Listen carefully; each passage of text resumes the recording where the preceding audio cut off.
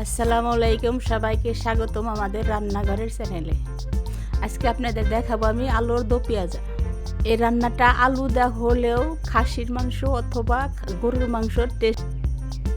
দিয়ে নিব হাফ চা চামচ মরিচের গুঁড়া, দিয়ে নিব হাফ চা চামচ ধনের পাতা, দিয়ে নিব হাফ চা চামচ হলুদের গুঁড়া, দিয়ে নিব স্বাদ মতো লবণ, দিয়ে নিব কিছু পরিমাণ সরিষার তেল দিয়ে মাখিয়ে নিব।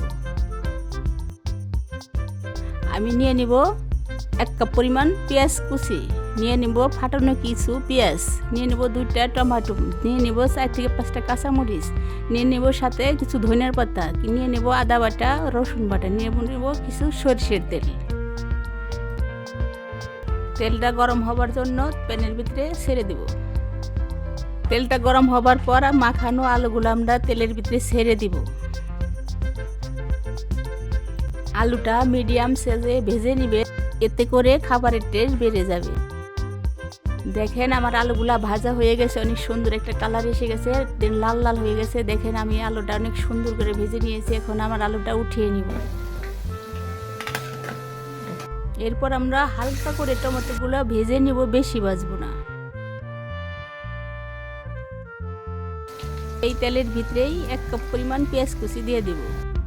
পেঁয়াজগুলো আমরা ভালো করে ভেজে নিব। দিয়ে দিব 2টা তেজপাতা, 2টা শুকনো মরিচ, 2টা এলাচ, দারচিনি, সাথে আদা রসুন বাটা দিয়ে দিব।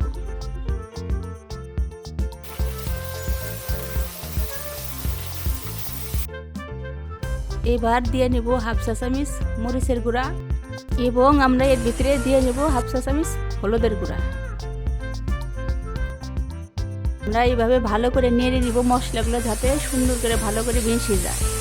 এবার আমরা দিয়ে দিব সেটার ভিতরে কাঁচা টমেটো, ভাজা আলুগুলা সেটার ভিতরে আমরা এখন এই মশলার ভিতরে ছেড়ে দিব। দেখতে পাচ্ছেন আমার আলুর দো পেঁয়াজের ভিতরে কত সুন্দর একটা কালার এসে গেছে। 1 কাপ পরিমাণ পানি দিয়ে নিব যাতে আমার আলুটা একটু সুন্দর সিদ্ধ হয়ে যায়।